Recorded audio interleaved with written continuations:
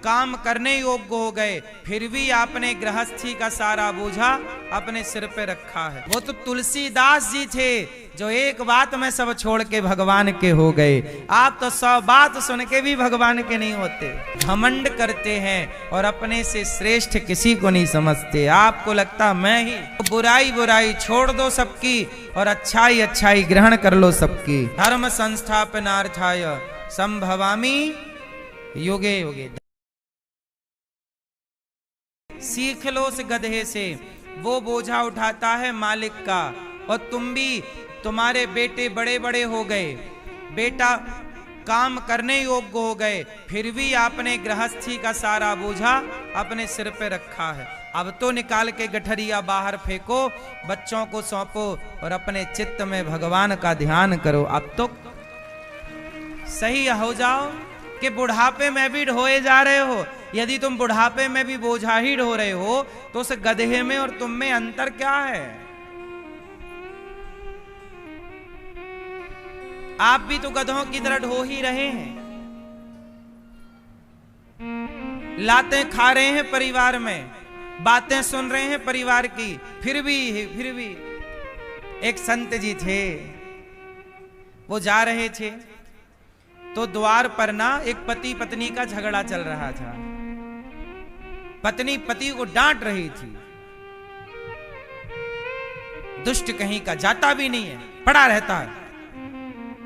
बूढ़ा सा पति पत्नी डांट रही है और डंडे से मार भी रही है। तो संत जी को दया आई।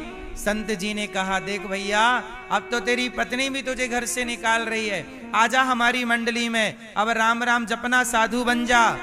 वो बोला, नहीं महाराज, मैं साधु नहीं बन सकता। मेरी पत्नी आपके सामने डांट रही है, डांटती है सही है, मारती है, पर प्यार भी तो करती है। आदमी 100 जूते खा के भी जगत का मोह छोड़ नहीं पाता। ये बात सच्ची है कि गलत है? वो तो तुलसीदास जी थे जो एक बात में सब छोड़ के भगवान के हो गए। आप तो 100 बात सुन के भी भगवान के नहीं होते हैं।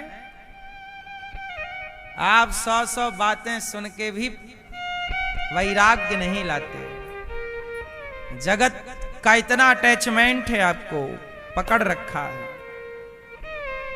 इसलिए गधा को भी आप उससे भी सीख ग्रहण कर सकते हैं। सीख लीजिए। गधा भी सिखा रहा कि अब बोझा कब तक ढोएगा, अब तो चिंतन कर भगवान का। ऊंट से क्या सीखा आपने? ऊंट से क्या सीखा? ऊंट को लगता है मैं सबसे ऊंचा हूं, मैं सबसे बड़ा हूं, पर जब पहाड़ के नीचे आया तो लगा नहीं। तो क्या बोली कहावत के आया ऊंट? हाँ, ऊंट से आप ये सीखो कि वो अपने से बड़ा किसी को नहीं मानता। ऐसे आप भी ऊंट की तरह घमंड करते हैं और अपने से श्रेष्ठ किसी को नहीं समझते। आपको लगता मैं ही ज्ञानी हूं, मैं ही समझदार हूं, मैं ही कर सकता हूं। नहीं, अपने से घमंड को समाप्त करिए और ऊंट की तरह अभिमानी मत बनिए।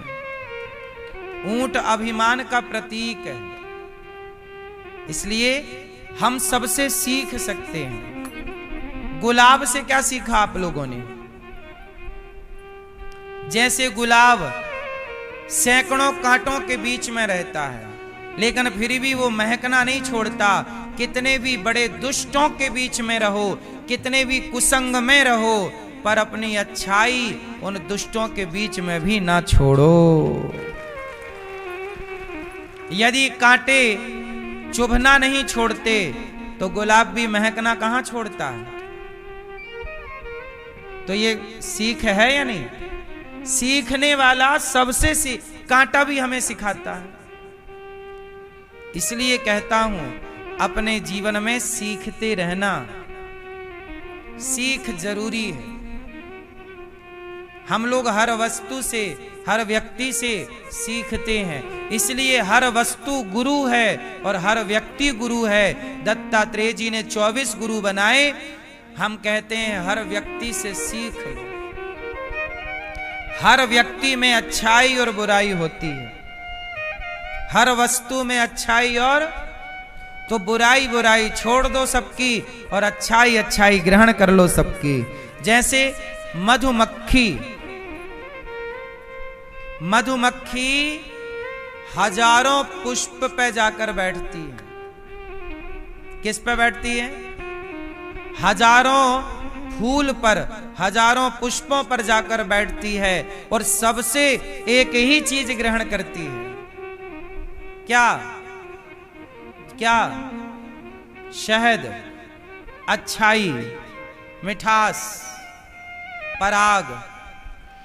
हर पुष्प पर बैठेगी पर वो ग्रहण क्या करेगी? अपने मतलब की चीज। ऐसे आप भी शराबी के साथ बैठे हो, गंजेड़ी के साथ बैठे हो, गलत के साथ बैठे हो, तो उसकी गलत चीज ग्रहण ना कर लीजिएगा।